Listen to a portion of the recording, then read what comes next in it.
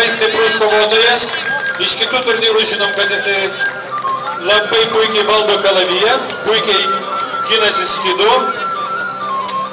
Jo konkurentas yra Edvinas. Abu turi mėlynas aprangas ir panašios spalvos raiščius. Bet aš manau, kad jų damos tikrai nesuklys sirgdamus už savo riterį. Pasakomos taisyklės.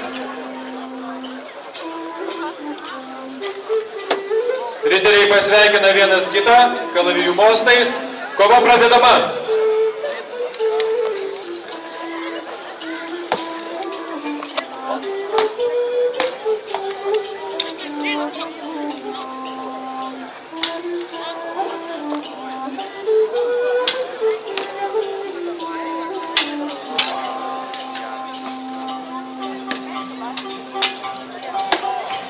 Taigi mes matome, kad kova tiesiog gaipona tarsi šokis. Labai nuoseklus sklandus smūgiai. Atsitraukite, teisėjai, pažiūrėkite atsargumą. Žiūrovai, jeigu ant jūsų artinasi šarvuotis, traukitės į šalį.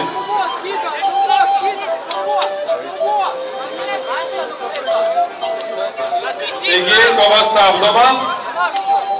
Techniniai nesklandumai, sutvirtinamos apsaugos.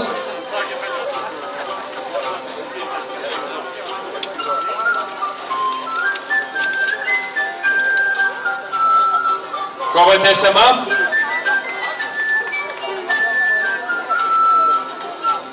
Pasirodo teisėjai sustabdė kovą ir skelbė nugalėtoją Hartman Excalibur. Tikrai puikus kovotojas.